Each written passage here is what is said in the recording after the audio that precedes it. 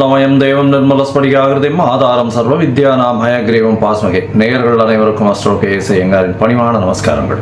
குரு பெயர்ச்சி 11/5/2025 முதல் 26/5/2026 வரலாம். குரு பகவான் ரிஷப ராசியில் மிருகசீரிஷம் 2ஆம் பாதத்திலிருந்து மிருகசீரிஷம் 3ஆம் பாதத்திற்கு 11/5/2026 அன்னைக்கு ஞாயிற்றுக்கிழமை சித்த யோகம் கொண்ட நாளில் சுவாதி நட்சத்திரம் இருக்கக்கூடிய சந்திரன் சுவாதி நட்சத்திரத்தில் இருக்கிற அன்னைக்கு மிருகசீரிஷம் 2லிருந்து மிருகசீரிஷம் 3ஆம் பாதத்திற்கு, அதாவது ரிஷப ராசியிலிருந்து மிதுன ராசிக்கு பெயர்ச்சியாளர். சரி, குரு பகவான் அப்படின்னு சொல்லும் பொழுது பார்த்தாலேயானால் குரு பார்க்க கோடி நன்மை அப்படின்னு சொல்லக்கூடியது. இயற்கை சுவர்களிலே முதன்மை சுவர்னு சொல்லக்கூடியவர் குரு. 100% அவர் இருந்த இடத்தையும் சரி பார்த்த இடத்தையும் சரி எப்பொழுதுமே பலப்படுத்தக்கூடியவர். பொதுவாகவே சில கிரகங்கள் பார்த்தா அந்த இடம் கெட்டு போகும்னு சொல்லுவார். ஆனால் இவர் பார்த்தா அந்த கிரகங்கள் சுபப்படும். அதனால் அதீத சுபர்னு சொல்லக்கூடியவர். அதனால் பார்த்தாலேயானால் குரு பார்க்க கோடி நன்மை அப்படின்னு சொல்லக்கூடியது. குரு அப்படின்னு சொல்லக்கூடியவரை பொன்னன் அப்படின்னு சொல்லுவாள். அதை தவிர ப்ரஹஸ்பதி அப்படின்னு சொல்லுவாள். அதனால் குரு அப்படின்னு சொல்லும் பொழுது எல்லாவற்றையும் அவருடைய அருளால் மட்டுமே எல்லா விஷயங்களும் போகக்கூடியது. குருவுக்கும் புதனுக்கும் பெரிய வித்தியாசம் என்னன்னா, புதன் அறிவு காரகன், அறிவு சம்பந்தப்பட்ட கணிதம் சம்பந்தப்பட்ட விஷயங்களை பண்ணக்கூடிய விஷயங்கள் புதன் மூலியமாக வரும். ஆனால் குருவின் அருள் இருந்தால் மட்டும்தான் அந்த உபயோகத்தை, அந்த படித்த வித்தையை உபயோகப்படுத்தக்கூடிய தன்மையை உபயோகப்படுத்தக்கூடிய நேரத்தில் உங்களுக்கு ஞாபகம் வரும். அதனால தான் குருவின் பார்வை எந்த காலகட்டத்திலும் உங்களுக்கு ஏற்றது. குருவின் ஆசீர்வாதங்கள் ரொம்பவும் முக்கியமானது அப்படின்னு சொல்லக்கூடியது. சரி, குருவை பற்றி சொல்லும் பொழுது பார்த்தாலேனால் அவர் பொன்னன்னு சொல்லுவோம். அதை தவிர அவர் ப்ரஹஸ்பதினு சொல்லுவோம், தேவகுருன்னு சொல்லுவோம். இருக்கும் கிரகங்கள் 9 கிரகங்கள். அந்த 9 கிரகங்களில் 7 கிரகங்களை சொல்லுவோம். 2 கிரகங்கள், அதாவது ராகு கேத்துன்றது ஒரே உடலில் 2 தலையும் வாலாகவும் இருக்கிறதுனால அது சாயா கிரகங்கள். ஒரு இதுதான், அதாவது நிழல் அப்படின்னு சொல்லக்கூடியது. இந்த 7 கிரகங்களிலும் சூரியன் சந்திரனை விட்டால்னா 5 கிரகம் தான். அந்த 5 கிரகங்கள்லையும் மிகவும் முதன்மையான மிகவும் பெரிய இருக்கக்கூடிய கிரகமானது நம்மளுக்கு கிட்டத்தட்ட கொஞ்சம் அருகாமையில் இருக்கக்கூடிய கிரகம். அவருடைய பிரதிபலிப்பினால் நமக்கு 2.5 மடங்கு சுப பலன்கள், சூரியனுடைய ஒளி சக்தி நம்மளுக்கு வரும். அதனால் அதீத சுபம் கொடுக்கக்கூடியவர் குரு பகவான் என்று சொல்லக்கூடியது. சரி, இப்போ குருவின் பார்வை அப்படின்னு பார்த்தாலும் பொதுவாகவே எல்லா கிரகங்களும் 7ஆம் பார்வை அப்படின்றது சம சப்தம 180 டிகிரி பார்வைகளை பார்க்கும். ஆனால் குருவிற்கு விசேஷ பார்வை அப்படின்னு சொல்லக்கூடியது 5ஆம் பார்வையும் 9ஆம் பார்வையும் உண்டு. அதாவது அவர் இருக்கும் இடத்திலிருந்து 5ஆம் இடத்தையும் சுபப்படுத்துவார், 9ஆம் இடத்தையும் சுபப்படுத்துவார். மேலும் பார்த்தேனால் இந்த குரு பகவானுக்கு காலபுருஷ தத்துவத்தில் 9வது ராசியும் 12வது ராசியும் கொடுக்கப்பட்டிருக்கு. இதில் என்ன விசேஷம் அப்படின்னா, பாக்யஸ்தானத்தின் அதிபதினு சொல்லக்கூடியவர் குரு. அதாவது உங்களுக்கு ஒரு நல்ல விஷயம், எந்த ஒரு விஷயத்திலும் தடங்கள் இல்லாமல் பாக்கியங்கள் கிட்டணும் அப்படின்னா, செல்வங்களாக இருக்கட்டும், படிப்பனாக இருக்கட்டும், எந்த ஒரு விஷயம், நல்ல மனைவி இல்லாள், அதை தவிர நல்ல இல்லம், அதை தவிர குழந்தை பிராப்தி, எல்லா விஷயத்துக்குமே பாக்கியம் கிடைச்சிருக்குன்னு சொல்லணும்னாலே அதுக்கு குரு உங்களுடைய ஜாதகத்தில் நல்ல வலுப்பெற்று லக்னத்திற்கு இருக்கணும். அந்த மாதிரியான ஒரு விஷயம் இருந்ததே ஆனால் உங்களுக்கு பெரிய ஏற்றம் கொடுப்பார். குருவை பொறுத்தவரையிலும் பார்த்தேனால் 12ஆம் இடத்தையும் அவருடைய காலபுருஷ தத்துவத்தின் 12ஆம் இடமான மீனமும் குரு பகவானுக்கு உண்டானது. எப்பொழுதுமே 12ஆம் இடம்னு விரயஸ்தானத்தை சொல்லுவோம். அதை தவிர தூக்கஸ்தானத்தை சொல்லுவோம். இதெல்லாம் குருவினுடைய நல்ல இது பார்வையோ இருந்தாரே ஆனால் உங்களுக்கு சுப செலவுகள் வரும், நல்ல தூக்கம் வரும், உடலாக நல்லபடியாக இருக்கக்கூடிய காலகட்டமாக இருக்கும். இதெல்லாம் குருவினுடைய பார்வையோ குரு இருந்தாலோ வரக்கூடியது. சரி, குரு பகவானை பொறுத்தவரையிலும் பார்த்தாலேயானால் அவருக்கு குரு அணி அப்படின்னு சொல்லக்கூடியது சூரியன், சந்திரன், செவ்வாய் மற்றும் குரு, இவர்கள் 4 பேர் ஒரு அணியாகவும், இவர்கள் அருள் அணி அப்படின்னு சொல்லக்கூடியதாகவும், பொருள் அணின்னு சொல்லக்கூடியவர் சுக்கிரனுடைய அணியாக, சுக்கிரன், புதன், சனி மற்றும் ராகு கேது இவர்கள் 5 பேரும் ஒரு அணியாகவும் இருக்கக்கூடியது. அதனால் குரு அதீத சுபத்துவர் 100% சுபத்துவர் குரு. அதற்கு அடுத்து சற்று கம்மியாக, அதாவது 80%, 75% சொல்லக்கூடிய அளவுக்கு சுக்கிரன் சிறந்தவர். அதே போல் பார்த்தாலேயானால் அதீத சுபத்துவம் கொண்டவர் வந்து பௌர்ணமி சந்திரனும் தனித்த புதனும் சொல்லுவாள். மிச்சவா எல்லாருமே வந்து பாவர்கள்னு சொல்லக்கூடியது. சந்திரன் வந்து பௌர்ணமி சந்திரன், அதாவது வளர்பிறை சந்திரனோ பௌர்ணமி சந்திரனோ சுபரா கொள்ளக்கூடியது. அதுவும் வந்து அமாவாசையிலிருந்து வளர்பிறைன்னு பார்த்தோம்னா ஒரு 6 நாள் 7 நாளைக்கு பார்த்தோம்னா உங்களுக்கு வெளிச்சம் இருக்கிறதுக்கு வாய்ப்பு இல்லை. அதனால் அந்த காலகட்டத்தில் சந்திரனை எடுத்துக்க மாட்டான். சரி, இப்போ குருவை பற்றி பார்க்கும்பொழுது குருவினுடைய ஸ்தலங்கள் எல்லாருக்கும் தெரியும். குருவினுடைய காரகத்துவம்னு சொல்லக்கூடியது வந்து பணம் வரணும் அப்படின்னா குரு நல்லபடியாக இருக்கணும். குரு நல்ல இடத்துல இருந்து உங்களுடைய ராசியோ லக்னத்தையோ பார்த்தாரு ஏனால் 2வது ஸ்தானத்தை பார்த்து 11வது ஸ்தானத்தை பார்த்தாரு ஏனால் பணத்திற்கு பஞ்சம் இருக்காது. பொதுவாகவே குருவை நம்ம வந்து தனகாரகன் அப்படின்னு சொல்லுவோம். ஜோதிட சாஸ்திரத்தில் தனகாரகன். அதை தவிர குருவுக்கு வந்து பார்த்தாலேயானால் புத்திர காரகன். இந்த ரெண்டும் வந்து காரகத்துவத்திலே வரும்.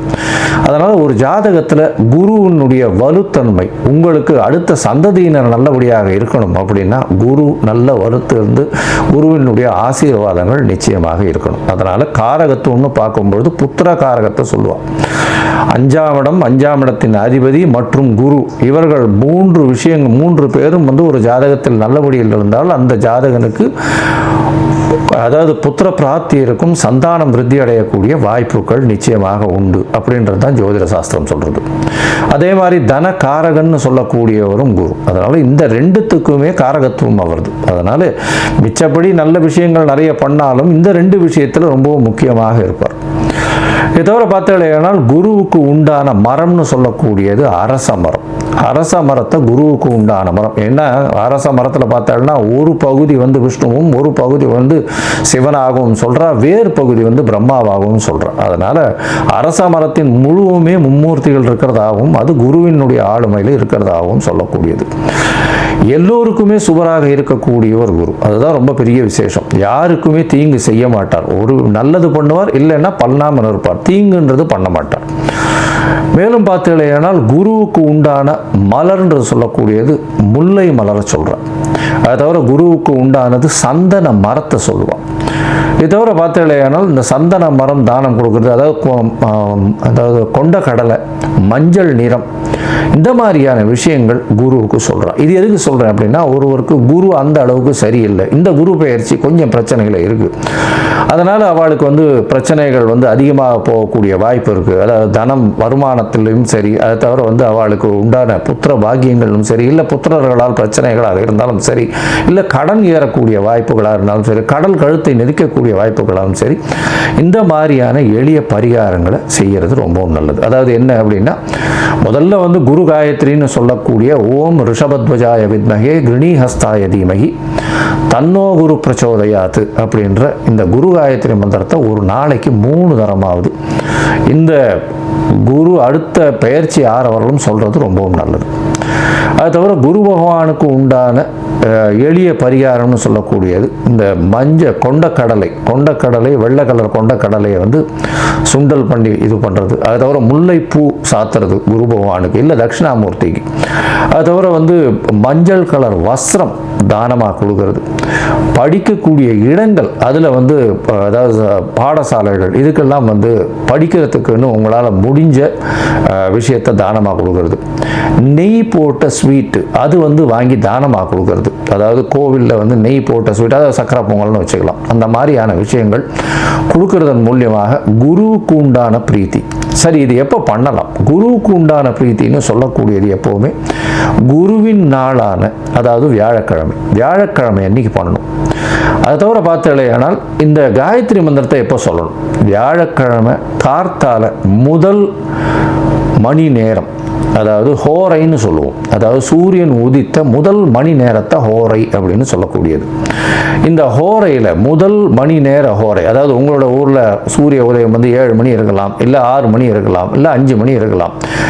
எந்த மாதிரியான இதுவாக இருந்தாலும் சூரிய உதயத்தின் முதல் மணி நேரம் வியாழக்கிழமை அன்னைக்கு இந்த இது காயத்ரி மந்திரத்தை 3 முறை சொல்கிற இல்லையானால் உங்களுக்கு வரக்கூடிய வர வேண்டிய எந்த பிரச்சனைகளிலிருந்தும் நிச்சயமாக தவிர்க்கப்படும். சரி, இப்போ குரு பயிற்சி இந்த மேஷம் முதல் மீனம் வரை எப்படி இருக்கு அப்படின்றத ஒன்று ஒன்றா பார்க்கலாம். அதற்கு முன்னாடி என்னுடைய மொபைல் நம்பர் பாயிண்ட் இருக்கும் இங்கே, அதாவது மேலே இருக்கும். உங்களுக்கு அஸ்ட்ராலாஜிக்கல் கன்சல்ட் தேவைப்பட்டதுன்னா நீங்கள் எனக்கு காண்டாக்ட் பண்ணுங்க. உங்களுடைய date, time, place of birth, உங்களுடைய பெயர், தாய் தகப்பனார் பெயர் வரலாம் அனுப்பிச்சு வைங்க.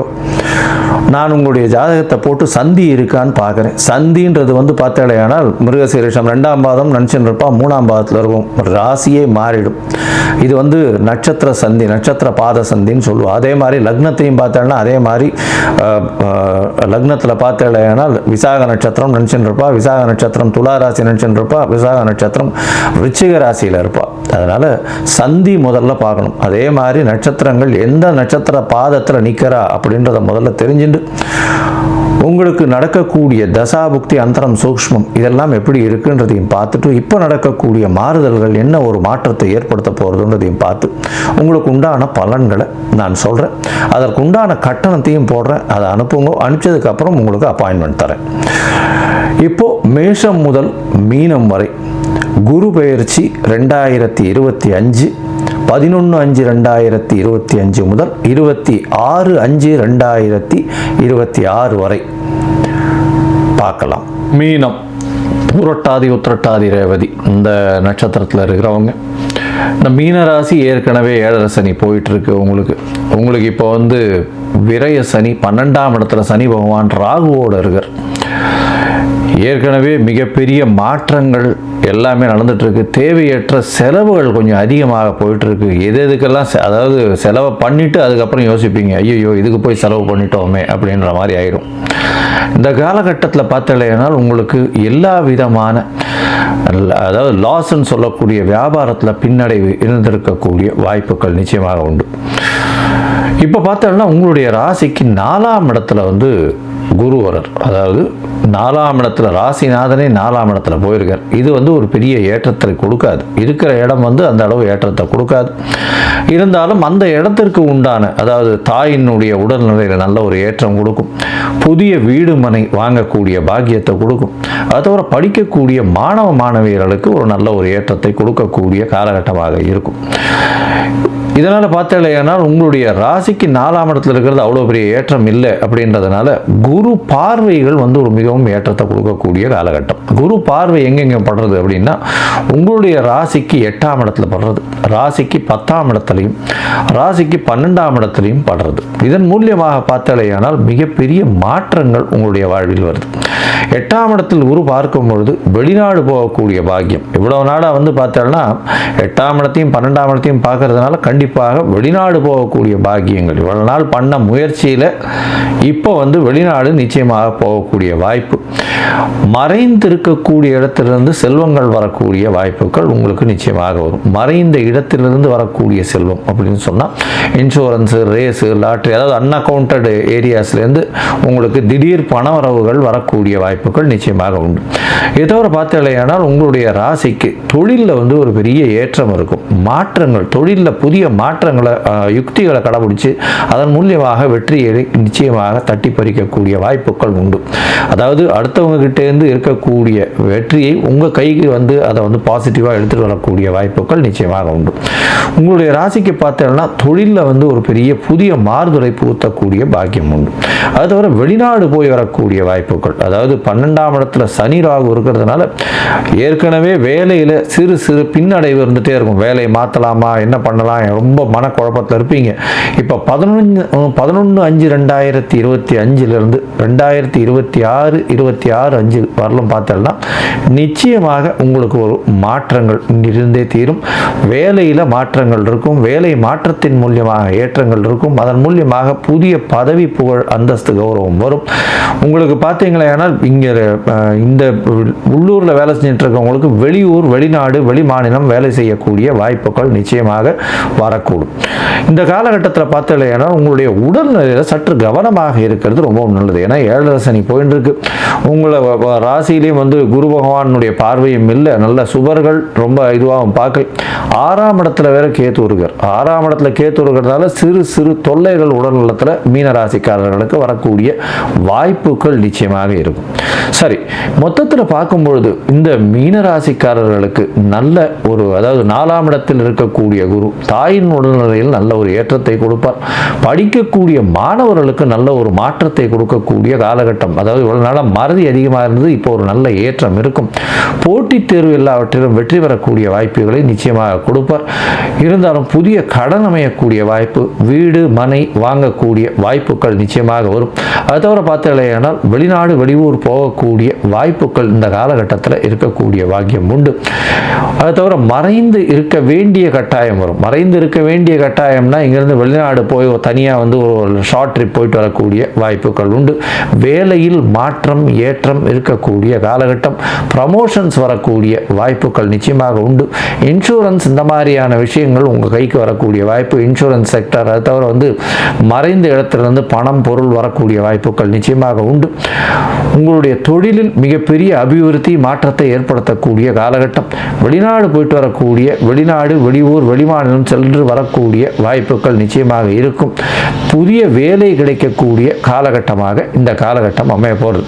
இந்த காலகட்டத்தில் பார்த்தீங்கன்னா ஏற்கனவே நாங்கள் சொன்ன மாதிரி குருவுக்கு உண்டான பரிகாரம்ன்றது குரு காயத்ரி மந்திரத்தை தெளிவாக சொல்லிட்டு வர்றது. இந்த மூக்கு கடலை இல்லைன்னா இந்த குருவுக்கு உண்டான மடாதிபதிகள் பீடாதிபதிகள் அவர்களுடைய இடத்திற்கு போயிட்டு வர்றதும், உங்களுடைய நீங்கள் ஃபாலோ பண்ணுற மடாதிபதிகளுடைய இடத்துக்கு போயிட்டு வர்றதன் மூலியமாக உங்களுக்கு வரக்கூடிய வந்த பிரச்சனைகள் எல்லாமே நிச்சயமாக சால்வ் ஆகும். அது தவிர பார்த்தாலேயானால் இந்த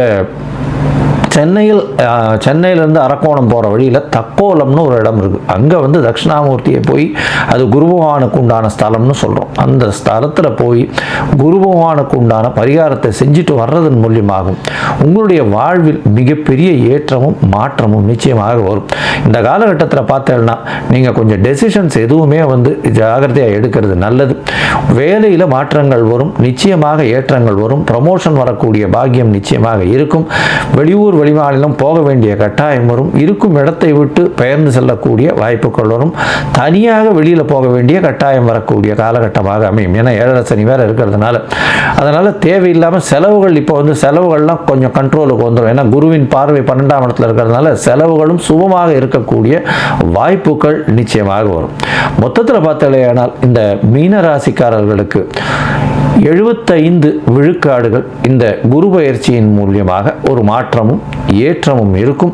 தொழிலில் புதிதான யுக்தியை கடைபிடித்து ஏற்றங்கள் கிடைக்கக்கூடிய காலகட்டமாக அமைய போகிறது.